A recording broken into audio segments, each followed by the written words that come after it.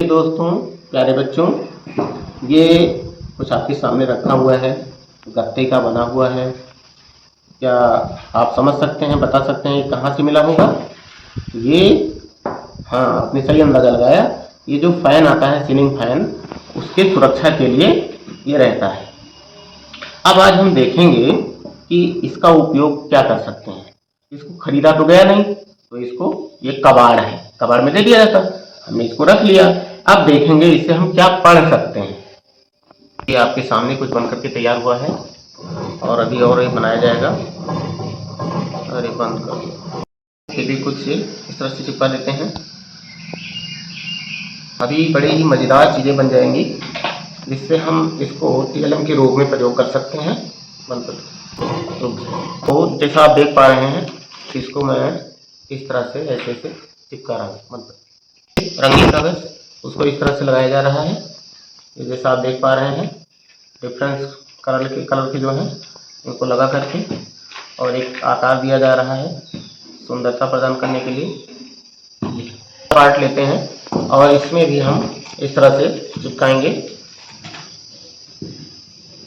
अभी आप देखिएगा, आपके सामने बहुत ही रोचक चीज़ बन करके तैयार होगी और इसको हम इस तरह से चिपका देंगे। ये इस तरह से चिपका दी। एक और लगाते हैं, रुक जाओ, लगाते हैं और इसको भी इस तरह से ये चिपका देते हैं। अब ये राउंड शेप हो गया इस तरह से। एक पेज और लगेगा,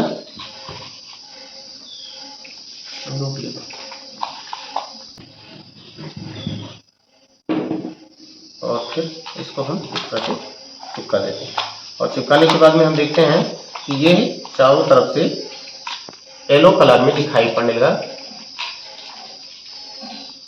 अब इसको थोड़ा थोड़ा काट करके इस तरह से काट करके और इसे गोंद से चिपका देंगे। इस तरह से हम गोंद से चिपका देंगे। बंद कर दीजिए।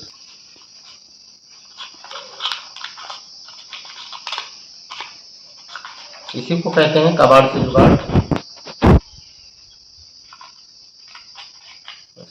दोस्तों, जैसा आप देख पा रहे हैं, अगर यहाँ पूछा जाए कि इसका आकार कैसा है, तो हाँ, आपने ठीक समझा। इसका आकार बेलनाकार है, बेलन जैसा बना हुआ है, जैसे गैस का सिलेंडर होता है।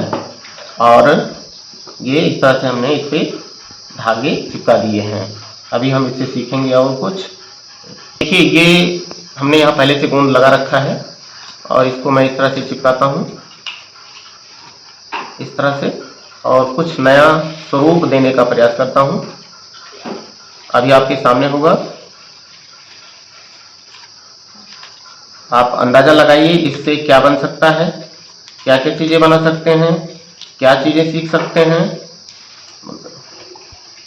दोस्तों, प्यारे बच्चों, जैसा आप देख पा रहे हैं, ये एक प्रकार से खोखला बेलन जैसा दिख रहा है, खोखला बेलन। अब अंदाजा लगाइए इससे क्या बन सकता है। अभी आपके सामने बना करके दिखाया जाएगा, जो कि एक मॉडल होगा, ना कि बिल्कुल वही वस्तु होगी, उसका एक मॉडल होगा। इसको हम इस तरह से मोड़ते हैं और मोड़ करके इसको चिपका देते हैं और जो अनावश्यक है उसे काट के निकाल देते हैं। ये जो मैंने लपेटा था कागज को, यहाँ लगा करके ऐसे यहाँ चिपकाने का प्रयास करता हूँ। मैं फेविकोल से चिपकाता हूँ और हमारी समझ से आपको धीरे धीरे अंदाजा लग रहा होगा कि क्या बनने जा रहा है। ये इस तरह से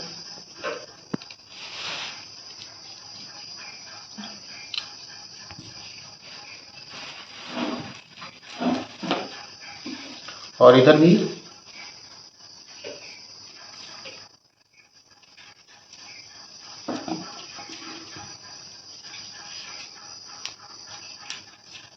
और ये देखिए, एक मॉडल बन गया, कप का मॉडल बन गया। जो हम सुबह सुबह चाय पीते हैं उसके कप का मॉडल ये बन गया। तो इस तरह से जो कबाड़ की चीज़ें थीं, उनसे हम बहुत कुछ सीख सकते हैं, बहुत कुछ सारी चीज़ें बना सकते हैं। तो आप देख पा रहे हैं, ये एक तरीके से कप बनकर तैयार हो गया। हाँ तो दोस्तों देखिए, ये मैंने पहले सूत्र चिपका दिया था। अब देखते हैं, इसे सीखने का प्रयास करते हैं कि क्या क्या चीज़ें इससे हम सीख सकते हैं। इसका आकार बेलनाकार है, ये वृत्ताकार है, और ये जो रेखाएं हैं, हम इन्हें रेखाएं कहेंगे। ये रेखाएं आप देख रहे हैं, किसी वृत्त पर जब इस प्रकार की कोई रेखा खींची जाती है तो जो सबसे बड़ी रेखा होती है, उसे व्यास कहते हैं। लेकिन वास्तव में यह भी जीवा ही होती है। जीवा अनंत हो सकती है, यानी यहाँ से लेकर के यहाँ जब हमने एक लाइन खींच दी या सूत्र लगा दिया तो ये एक रेखा इस तरह से ये जीवा का कार्य करती है। ये जितने भी बने हुए हैं ये सभी जीवा का रूप है, ये सभी जीवा का रूप है। और यहाँ देखिए, ये भी एक जीवा का ही रूप है, ये भी एक जीवा का ही रूप है, जबकि ये जीवा सबसे बड़ी है तो इसे हम व्यास कहते हैं। अगर कहें व्यास का आधा कितना होगा, तो व्यास का जो आधा होता है उसे त्रिज्या कहते हैं। ये दोनों मध्य में काट रहे हैं, तो यहाँ से लेकर के और यहाँ तक ये त्रिज्या है, और यहाँ से लेकर के यहाँ तक ये त्रिज्या है। ठीक इसी प्रकार से हम तमाम सारी जीवा इधर से हम तमाम सारी जीवा बना सकते हैं, लेकिन व्यास सबसे बड़ी जीवा होती है। अब अगर हम देखना चाहें कि इसकी परिधि कितना है, इसकी परिधि की लंबाई कितना है, तो एक धागा लेते हैं हम और इसको इस तरह से बांधते हैं, इस तरह से रख के, और ये देखें ऐसे इस तरह से लाते हैं, और यहाँ पर एंड पॉइंट पर हम इसे रख लेते हैं। ये दोनों आपस में मिल गए दोनों छोर से, यानी यहां पर अगर इसको गांठ दे दिया जाए इस तरह से, ये देखें बिल्कुल एक सीधी होनी चाहिए। इस तरह से अगर गांठ दे दी जाए तो यहां पर इस धागे को जब काटा जाएगा तो जो हमने ये एक धागा लिया और इस धागा को, चलिए एक पॉइंट पर हम इसको चिपका देते हैं, यहां चिपका दिया, ये यहां पर चिपका दिया। अब इसको हम इस तरह से ला करके और ये यहां पर जहां इसका एंड पॉइंट है यहां पर रोकते हैं, और रोकने के बाद में इसे हम यहीं से काट देते हैं, यहीं से काट देते हैं, और इसके बाद में इसको हम हटा लेते हैं। तो ये जो गोल बना हुआ था, यानी इसकी परिधि, ये जो है क्या है, परिधि है ये, तो ये परिधि जो है उसकी लंबाई इतना है। तो हम इस तरह से तमाम सारी चीजों को अपने आसपास से बहुत कुछ सीख सकते हैं। तो हमने सीखा, जीवा सीखा, व्यास सीखा, यहां पर इससे क्या बना, कप बन गया, ये कप कितना प्यारा कप है। और अभी एक और है, उसे देखा जाएगा, कितना खूबसूरत प्यारा सा ये आपका कुछ बन गया है। अंदाजा लगाइए क्या बना है। इसको हम इस तरह से रखते हैं तो ये क्या बना है। हाँ, आपने सही अंदाजा लगाया, ये पेन होल्डर, मोबाइल होल्डर का कार्य कर सकता है। जैसे आप देखें, इस तरह से हमने पेन को रख दिया, ये रख दिया, इसको रख दिया, ये मान लीजिए ये जो पावर बैंक है इसे हम मोबाइल मान लेते हैं, इसको भी यहाँ इस तरह से रख देते हैं।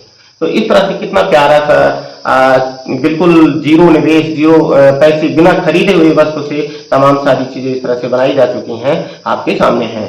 इसको भी, पेन को भी यहीं रख देते हैं। तो इस तरह से क्या क्या बना, यहाँ पर आप देखें कप बना है, इसमें जीवा, व्यास, परिधि, सारी चीजें, त्रिज्या हम देख सकते हैं, समझ सकते हैं। और इससे हम समझ सकते हैं कि हम पेन होल्डर या मोबाइल होल्डर कैसे बनाए।